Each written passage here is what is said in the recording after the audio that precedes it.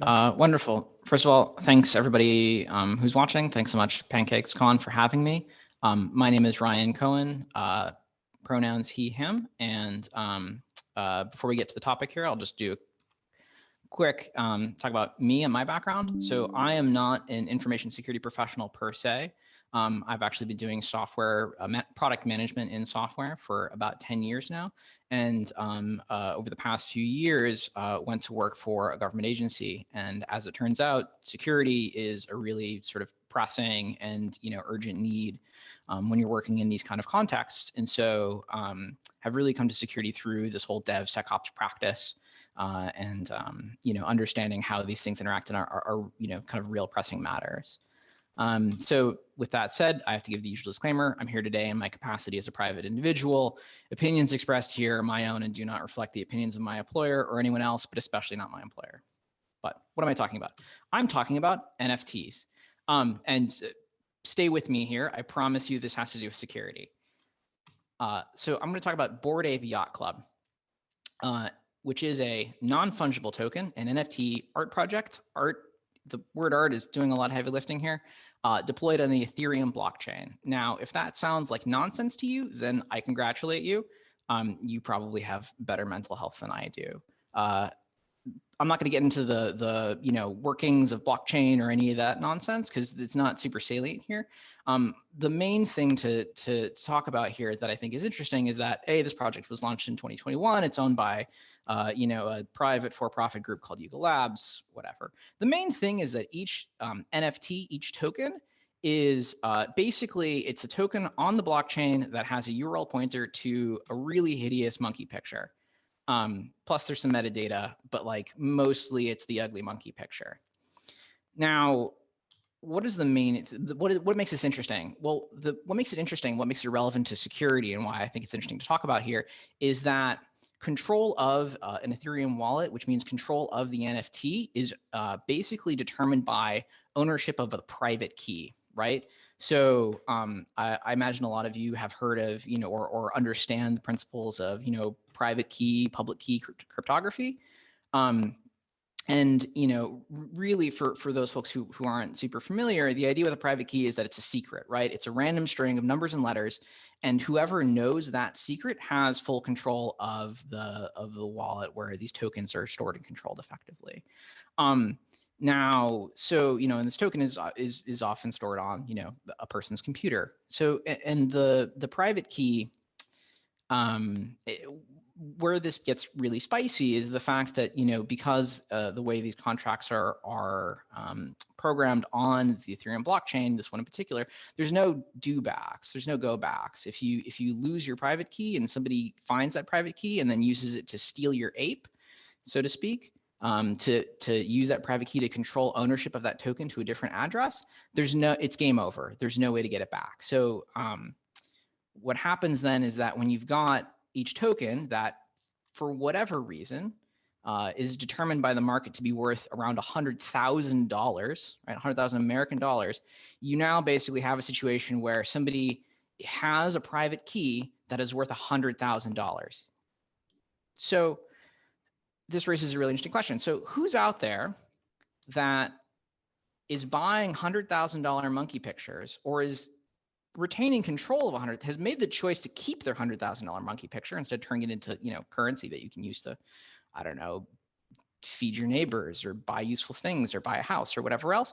And then also, who among that group has a really strong grasp on information security practices, including secure key management, right? Like the amount is not zero, but also the folks who are credulous enough to be participating in the system are not necessarily also the folks who are really good on have really excellent cyber hygiene.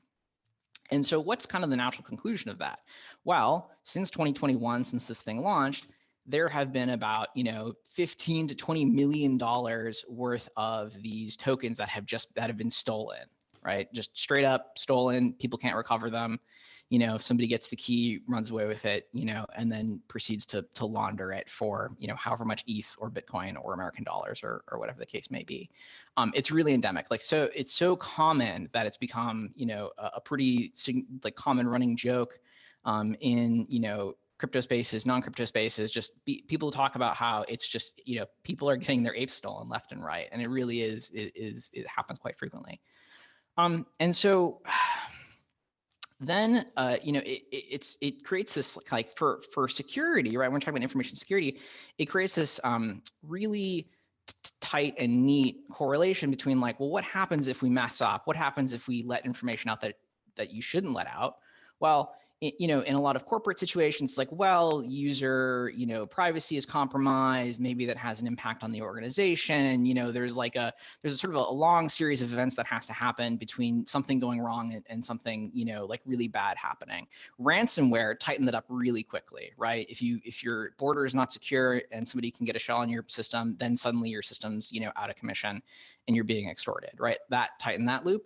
With NFTs, also, again, it's like, if you mess up, suddenly now, like, this as somebody who's holding that, you've just lost the equivalent of $100,000 or more, right? That causality of information security to material impact is really, really short. And so, and a lot of times, and why I think this is interesting to talk about, is that, like, these aren't really sophisticated, highly technical supply chain attacks where these guys, and I say these guys because it's mostly dudes, are getting their apes stolen. It's mostly phishing, and it's mostly really, really, really straightforward cyber hygiene, cybersecurity practices.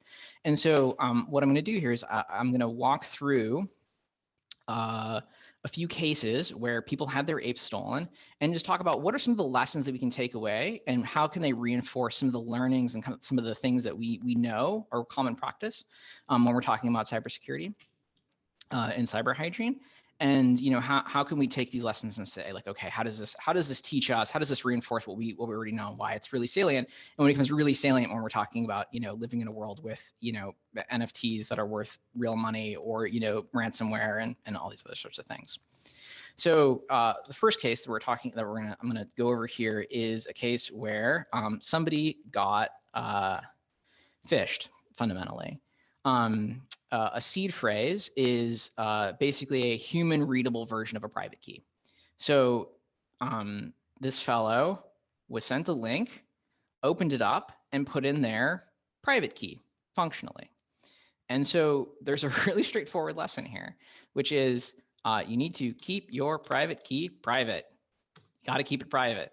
If you have a private key, don't tell anybody what the private key is. You shouldn't. If you have, like, and this goes for basically any other kind of private key. If you're sharing your private key, that like, something has gone terribly wrong, and you shouldn't be doing that. If you have a hardware token, great. Keep that hardware token on, like, in a place where you can control it, right? Don't share it out. It's just like, when we're talking about private keys, again, the lesson here is it should be known to you and you alone. If somebody else needs to know it, there's probably a way that you can create a transaction or pass it along without exposing your private key itself, because it should, again, be a secret, right? We live in a world where secrets are it's really hard to keep secrets, but it's really important when it comes to information security, because the computer, it doesn't know the difference between you holding the private key and somebody else holding the private key. So keep your private key secret. Lesson number one. Here's another case where somebody who calls himself NFT God, I won't comment, had their apes stolen because they went and they clicked on a sponsored link in Google to download OBS software. Malvertising is super common now. And so what are some lessons that we can glean from this? There's actually a few different lessons we can glean from this. He downloaded a malware-infested copy of OBS from a bad link on Google. So what are the lessons we can take from this? One, use an ad blocker. Malvertising has gotten so bad that the FBI is putting out official, recommendations to consumers to say, install an ad blocker. We don't care about Google's profits. We don't care about Facebook's profits. To protect yourself, install an ad blocker. I really like eBlock Origin. EFS Privacy Badger is also really excellent. Won't block ads necessarily, but does a bunch of other things that stop tracking cookies and all the rest of it. And while we're talking about extensions that are really useful for protecting yourself online, HTTPS everywhere, again from EFF, super useful. Some folks will say, oh, you don't need that anymore because HTTPS is almost everywhere by default, but it's not everywhere, and it's useful sometimes to have that note that says, hey, this is not TLS encrypted. You really should pay attention. So again, use an ad blocker. It's just there's, in the year 2023, there really isn't any good reason not to be using an ad blocker unless you're like working in marketing. You need to be able to see the ads on stuff. The other lesson here is that like you need to know where your sources are coming from, right? If you're downloading software and running it on a machine, you should know what it is. It should be reputable. You should know where it's coming from, if at all possible. If you can't, for whatever reason, you got to put that somewhere else, right? Like run it inside a VM, put it on a different machine. Don't install shady stuff that you don't know the origins of, especially if it has anything to do with cryptocurrency. There's just, like you can't even trust half the, or not half, but there's a lot of apps, even in official stores, like the, Apple Play Store, the Android Play Store that, aren't necessarily trustworthy, right? So just be very cautious and careful about what it is that we're thinking about installing and where. For folks that are doing IT security in organizations, right? Like this is all about, program control and inventory control on the assets that are inside the organization. Again, none of the stuff is like all of this is the same kind of stuff that you'd see in a Sec Plus, cert course. Like it's kind of fundamental, but also like this is these are the building blocks that are, like by ignoring, people have run into real significant material harms. The other one is, compartmentalize, right? So this fellow goes and downloads a malware-infested version of OBS onto the same machine. This same machine is also the same machine that has a copy of their private key. That isn't necessary, right? Like there's, it's really important to compartmentalize, know what's running where, and then if you have anything that's sensitive, right? If you have bar of gold, don't put that bar of gold to the bottom of your laundry hamper, right? Like don't keep it in the pantry with your cereal, right? You put it somewhere safe. And the same thing here with digital assets, right? People just aren't thinking about it this way, but like you want to have separate users. If you can afford it, have separate hardware, right? Like there's virtual machines, you can separate your networks either using VLANs or using physical switches, right? You want to create a bifurcation of what's sensitive and needs to be protected versus, everything else, especially if we're talking about anything that's, could touch software that you don't know the provenance of or give yourself a mistake, right? Like you have to acknowledge that like nobody's going to be on 100% of the time, including yourself, and just, make it safe for things to go wrong if you can. Now some folks may say, oh, well, this guy's machine was pwned, right? Somebody's got malware or root access in the machine. Like, well, they would have found the token anyway. And I'm going to talk a little bit about what's our threat model, right? And so like really, right, if you're thinking about this on the spectrum of like threat actors that could possibly be out to steal your private keys, for whatever reason, maybe, it's because of crypto, or maybe it's because you're holding private keys that like allow you to push code to your company, or, any of the reasons why you might have, or your PGP keys, like if you think about the wide spectrum of folks that are going to be out to get those keys, on one hand, we have, really sophisticated, really highly resourced actors like Lazarus Group operating out of North Korea, or any of the other APT organizations. On the other side, we have folks that, are, just doing it for a laugh, right? The kind of like, folks who maybe don't have a ton of, technical education, or experience and are just running scripts and doing stuff because it works. And then, but there's this big middle tier, right? And a lot of it is our people who are professional cyber criminals, right? 30-year-old dudes operating out of Eastern Europe who are doing it because it's their day job, right? They've, they're somewhere in the supply chain and they're out there running malware, running campaigns, and they're just looking for easy targets. And so, if you can engineer your network or your systems in such a way that you're protecting yourself from the bottom 80% of that bell curve, right? Where like, it's like the guy out of Latvia isn't going to spend 40, 60 hours like mapping through your network and like finding what other machines and then trying to tunnel into them and cracking that. Like they're just looking for easy threats. They're going to say, oh, they're going to run like Vidar Stealer, Raccoon Stealer on your machine, finds nothing, great, move on. Like they're not going to spend that much time on it probably, in which case you've done a good by just compartmentalizing and putting your keys somewhere else that's not on the machine that's live with the malware. You've dodged a bullet, so to speak.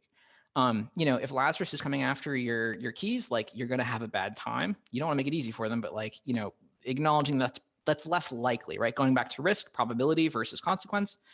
or rather multiplying those, like the probability of Lazarus is coming after you specifically, depending on who you are and who you work for and what you're doing, may be more or less likely. And so, it's useful to say, like, I'm just going to make the basic, do the basic stuff that takes a little bit of effort, but, will save me 80% of the heartache down the road, or what is most likely to come my way. Here's another case. Again, same guy, right? So a series of mistakes here, right? One, clicked on a bad link. Could have prevented that in any number of ways. Even if he hadn't clicked a bad link and downloaded bad software, could have protected himself in a few different ways.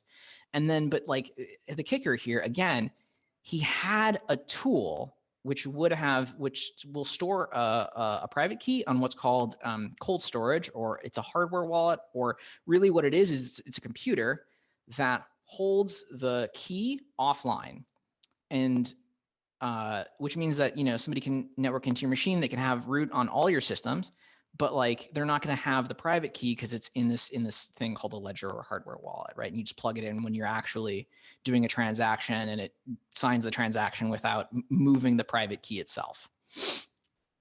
He had the tool, like he had it, but he used it wrong, right? He used it in a way that put the private key on his machine, which defeats the entire purpose.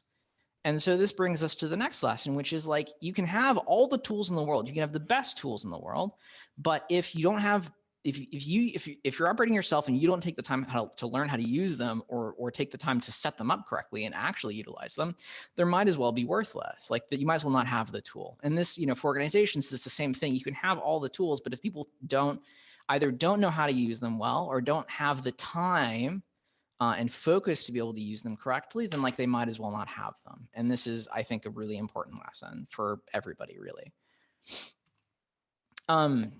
Moving on to a third case. So again, a lot of phishing, right? A lot of cases where people are signing transactions that they probably shouldn't. And this comes in, and one of the reasons why these phishing attacks are so successful is because the UX in crypto broadly is absolutely horrendous.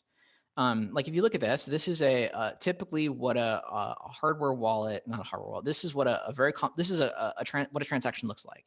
It's got a message with some really arcane stuff. It's got some numbers, a thing called a nonce. Like what is like to? I've been dabbling in this space for years, and I still couldn't tell you what this is. And somebody who's just coming into this space, or somebody who's just started paying attention, or who just isn't technical, like this is absolute nonsense to them. It doesn't mean anything.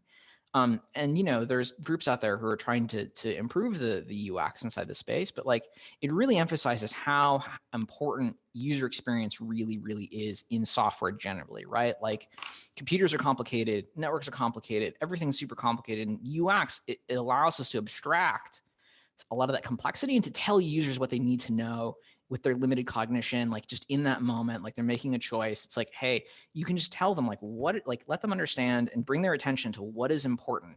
What are the consequences of doing this? When you click this button, what's going to happen? Is what they're trying to do dangerous? Is it unusual? Flag that. Is it routine? Okay. Right. And so like one of the reasons why a lot of this, like why we've had, millions of dollars in losses in a lot of spaces, because the UX is absolutely horrendous, and nobody knows, kind of like, even when you know what you're doing, you're still kind of like, well, is this a valid transaction? Is it not a valid transaction? Like the UX just hasn't gotten to a point, and people just haven't, like a lot of the groups just haven't put enough time and energy, or even have the understanding of like how to design UX in a way that like makes it legible to like the vast majority of humanity, instead of like the Vitalik Buterins of the world. So UX, super important, like in basically everything to do with software. UX, I think, is it's part of the triad of engineering, management, product, and like the design. Like it's all, these are all things that matter a lot when we need to make things safe for people to use. Couple more cases left here. Case number 4 is where the actual Yuga Labs, the people who are behind Bored Ape Yacht Club, get hacked constantly. So in this case, they had access to the Discord hacked. They had access to their Instagram hacked, which created a massive platform that these exploiters could use to basically drop malicious links, invite people to sign transactions they shouldn't, and then steal several $100,000 millions of dollars more of these hideous ape tokens. And the lesson here really is that the system is only as secure as the admins. The vast majority, according to CrowdStrike's recent report, the vast majority of attacks now are happening without malware, even, right? They're all happening, mostly through like finding and then abusing credentials.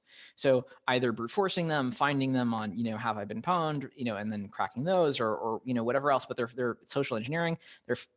A lot of attackers now are just finding the logins and then just using the logins. Again, like a lot of these attacks are not technically incredibly sophisticated. They're just very effective because of the shortfallings in the space, and because a lot of what security comes down to is like it's the thing of identity. If you can impersonate someone effectively by having their credentials a lot of the time, you could do an incredible amount of damage. And then again, the folks behind who are running the organization get compromised constantly. And in this case, it wasn't just the login; it was a webhook. I don't know the specific details of whether there was an exploit for the webhook or somebody just found another login credential again. But the highlight here, I think, that's worth calling out is that the threats don't stop at your security boundary, right? Like you can have all of your systems and all of your networks, buttoned up super, super tight. But if you're relying on outside organizations, if you're relying on Discord, or, if you're, a corporate organization, if you're relying on Slack or, any of these other tools that live outside of your networks, those are now vulnerability points that you have to be concerned about. A lot of organizations will solve that problem by just taking and hosting everything inside, or putting everything in the cloud where, presumably Amazon or Microsoft will do a really good job of defending it. And then you need to be worried about your configurations, et cetera, et cetera. But like what we're seeing a lot of times also now is like, you're not even just, your stuff can be safe, but if stuff that feeds into your systems, right, through supply chains, through business processes, through whatever else, like those create those are a really important part of your attack surface that need to be considered, addressed, and it's really challenging, right? Because you're at least when you're talking about software that's running on machines that are within your security boundary, that's stuff that your organization or you can address because you have the sort of authority and access to do it. You're not going to be able to necessarily reach into Slack, like Slack's security boundary and be like, hey, we need to update your process here because of X, Y, or Z, right? So like it's frustrating to have to rely on some of these outside organizations. But this is a thing that like folks need to be cognizant of and really consider, because it creates serious vulnerabilities for yourselves, for your organization, for everything else. So that's the end of my first half of the talk.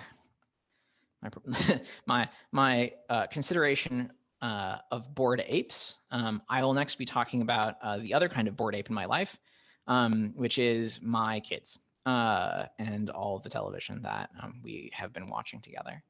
I'm going to take a moment to take a drink of water. And Alan, do you want to do some questions in the first half or save it to all the way at the end?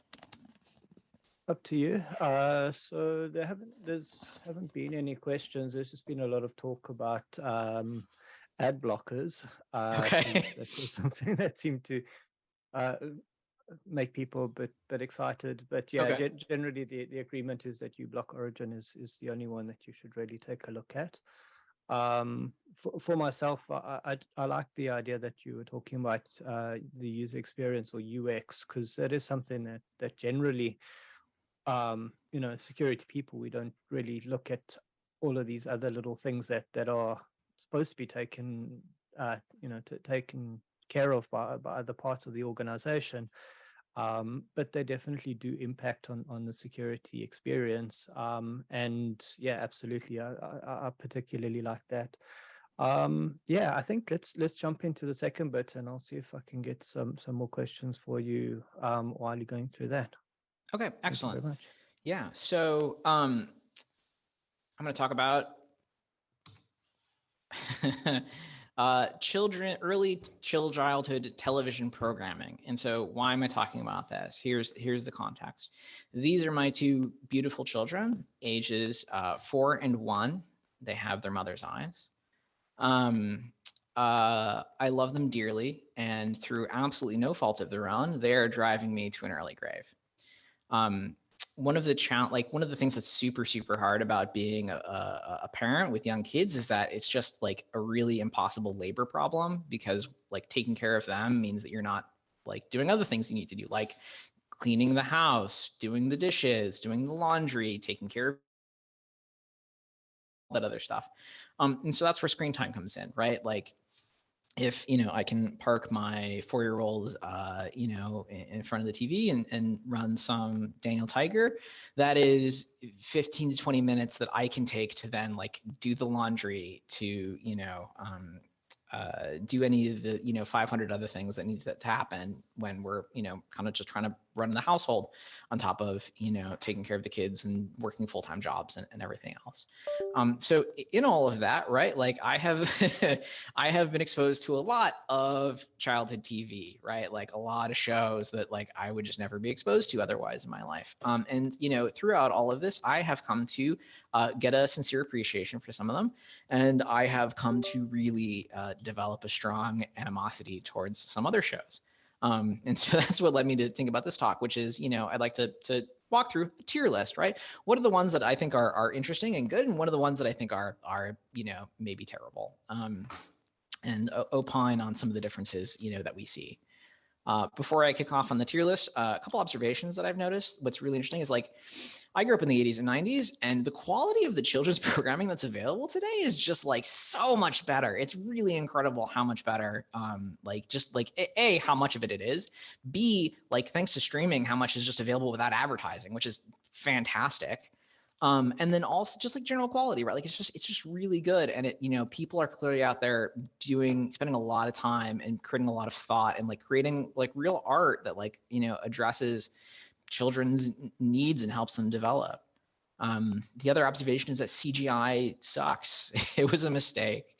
There's so much stuff that's out there that's CGI, and it's just hideous. Maybe this is like an old man yelling at cloud moment, but just like, I appreciate good CGI as much as the next person, but like there's a lot of really bad CGI, and I think it's demonstrably worse than like the equivalent in hand drawn or cel shaded stuff. But that's my opinion. A couple other things that have changed that I think is really interesting. The diversity of characters that's available in the programming today is so much better than it was, 20, 30 years ago. I'm calling out 1980 Sesame Street here because almost every single character on Sesame Street and in the Muppets is a boy for some reason, right? It's like a lot of male puppeteers. Jim Henson, like built 6-foot stages so that like most women like just couldn't physically do the puppeteering at the time. Like there's a lot of reasons for it, and none of them are particularly good. But like that's changed, right? That's, we're now seeing a lot of characters that are, like girls or women in leading roles, a lot of characters like of color, right? Like it's changed significantly, and I think that's really awesome for kind of like our society at large. Still a lot of room to improve. The formula used to be back in the day like, this is a superhero team of all dudes, which is bad, obviously. But now it's like, great, we have a team of 3, and it's 2 boys and a girl. And this, like, it's strange to me how often this pattern shows up, because there's no particular reason why this would be the case. Like, as far as even like source material or, anything else that's in there, but like, it's really, really common. And I'll point it out as we go through the list here. But it's like very common this happens. The other thing is that like, even though we're seeing more diverse characters, there's like the patriarchy is still alive and well. And, you know, like white supremacy still expresses itself, you know, either subtly or not so subtly in how these characters interact with each other.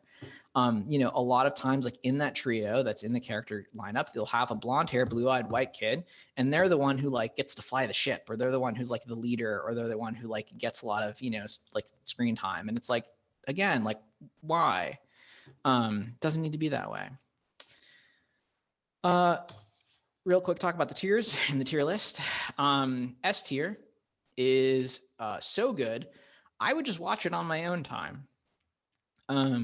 Like, I was surprised that there's anything out there that's like this, but there is.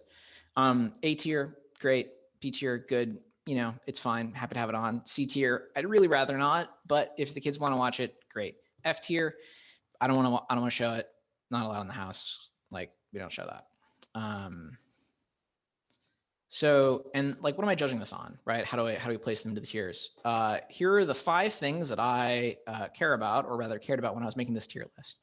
One, how watchable is it? Right? Like, how much, you know, if I'm like trying to do work on the couch next to my kid, or, you know, if, you know, I'm doing dishes and I have to listen to it while it's going on, like how, you know, entertaining or watchable is that? Like, what's the general quality of writing or whatever else?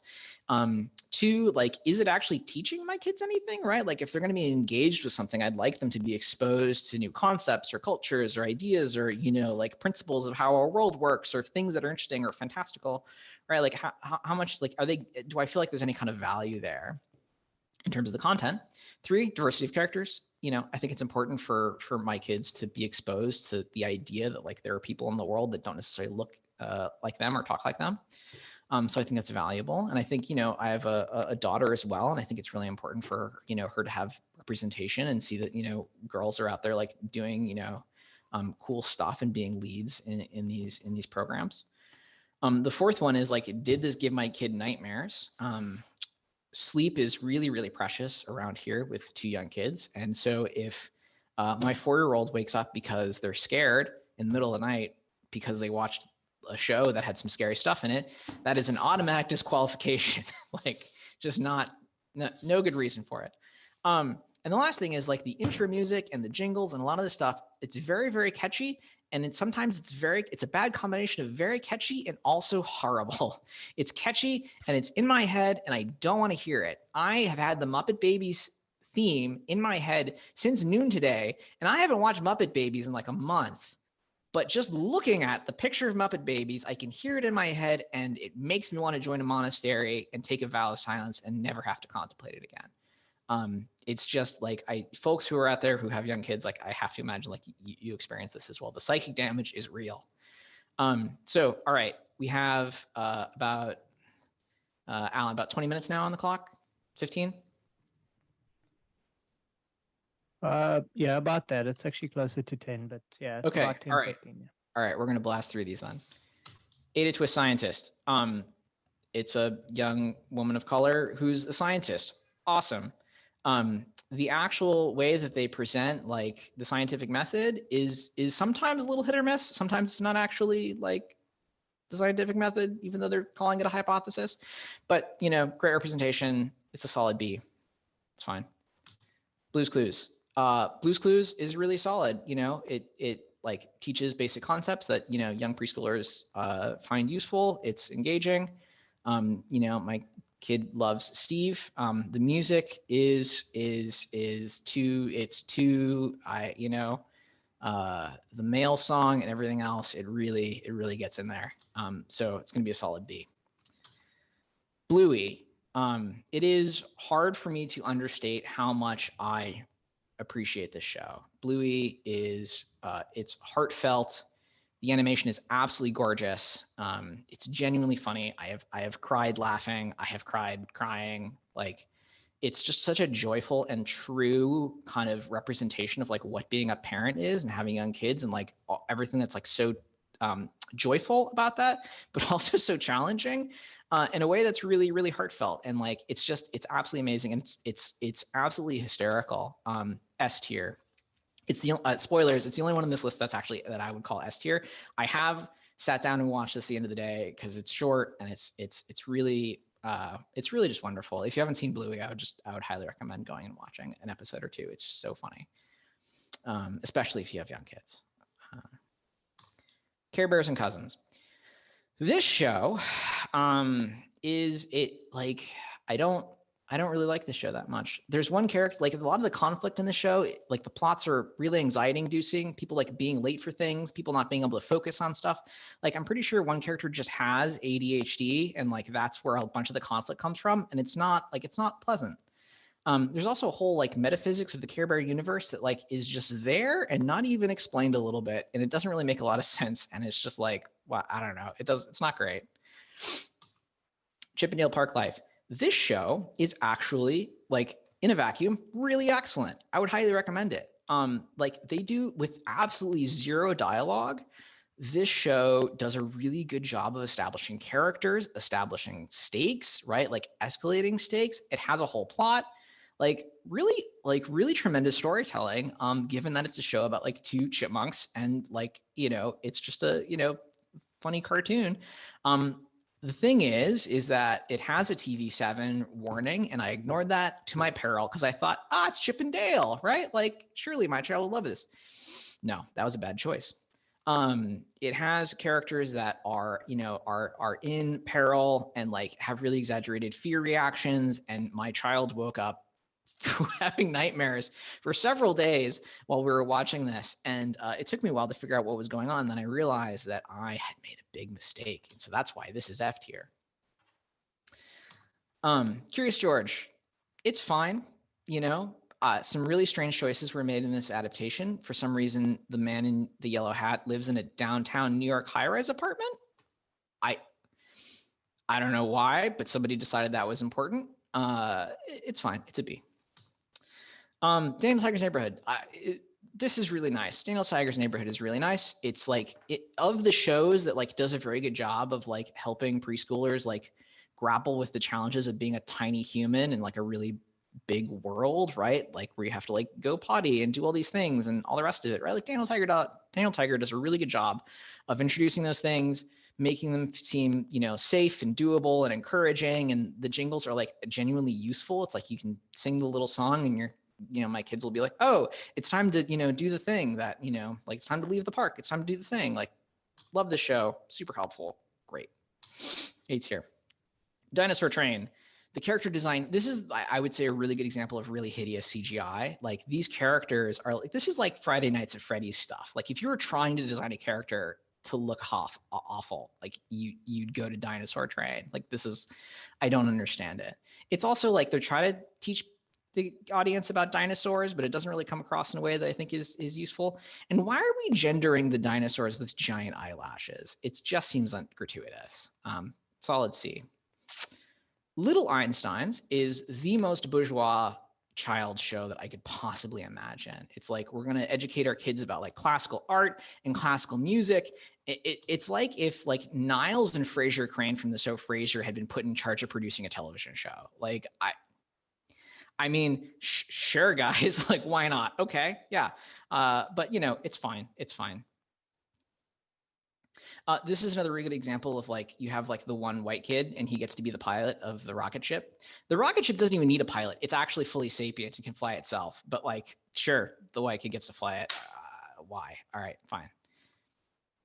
If you give a mouse a cookie, mega points on this one for preserving the actual original style of the books. Like it's just a delight to watch. So 8's here. Go Dog Go. It's fine. It's set in Boston, which sure, yeah. This one is an absolute fever dream of a show. I would love to have been in the pitch room when they were pitching Mecha Builders. It's like you've got Elmo and Abby and Cookie Monster, and for some reason they're robots, and for some reason they can shrink or they can get big, super big, but only for a limited time. Like it's Ultraman or something, and it's like, and they solve problems using like engineering, and it's like what? It's just an absolute fever dream of a show, and it's like it's just unnecessary and just very silly. Feels like somebody was just like, what we can sell? Action figures of Muppets, because they're robots and kids love, like, come on, guys. Molly Denali, Native American rep, super cool, Native Alaska, and also technical literacy, like how to use search engines and how to like send emails and stuff. I don't know why they decided to include that in this show, but like, great. Like I don't see any other shows doing that. So like a solid A. Muppet Babies. The gender imbalance here in the Muppets really shows up. They had to invent a whole character out of whole cloth here, Summer Penguin, and like the gender balance is on the show is still terrible. Like it's 4-1, like unnecessary. The show is fine. The music is absolute earworm and not fun to listen to, so that gives it a B. Paw Patrol. F tier. Moving on. Miche Masks. C tier. It's, this is one of these shows where like the budget, it's CGI and somebody clearly has a cap budget and they spend some budget building a set and then they film everything in that set in the CGI world. And it's like, you can tell when they like moved to the next season and could afford to build like an extra set in the CGI. And, I don't just super love the superhero shtick, frankly. Tigger and Pooh, Sonny the Pooh, it's fine, B tier. Puff and Rock. Set on an Irish island with an Irish cast. It's so gentle. It's gorgeously animated. Gorgeous narration. It's novel. All the characters are just a delight to like see on the screen. A tier. I really like this one. Puppy Dog Pals. Really frenetic animation and really frenetic music. And at this point, I'm thinking like, hey, Trappist monks are pretty cool, right? They get to make stuff. That's interesting. C tier. HBO. I'm just gonna blaze through the last three here. HBO is like they have more money than Croesus, and yet like they're still recycling content for Sesame Street. B tier. Spidey. It's like the problem with Marvel and trying to do a child's Marvel stuff. It's like they're violent. They solve their problems through violence almost every single time, but you can't be too violent on a show for preschoolers. So they do this weird thing where they do like, sticky goo shoots and the Hulk does a wind blast with his hands and all the rest of it, but it's like they're still fighting guys. So feels like there could be a better way of doing it. Cool character design, cool animation, CGI in a way that I would argue is done really, really well.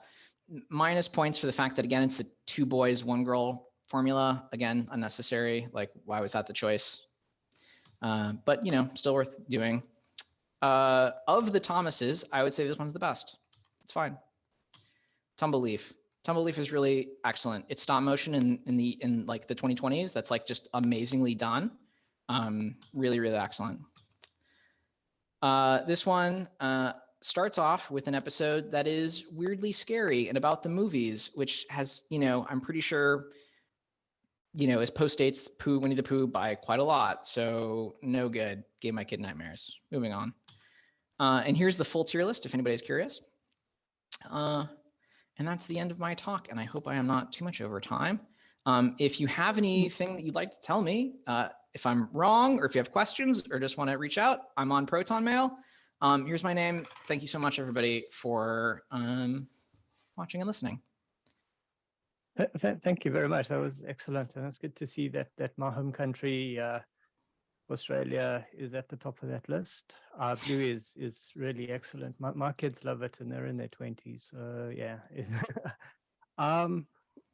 There's not much time for questions. I'm just going to ask you one question from the ones that I did get. What is your favorite childhood character? From my childhood or from this list? From your childhood. Oh. I'm going to go, so Chip and Dale Rescue Rangers from the 90s, right? In that kind of whole Darkwing Duck era. Chip and Dale Rescue Rangers, they could talk. They went on adventures. One of them had a really snappy bomber jacket. I'm gonna go with, I think it's, I can never remember which is the serious one and which is the silly one, but the one with the bomber jacket, I think that's Chip, maybe, or Dale, one of them. I'll do a duo, Chip and Dale Rescue Rangers.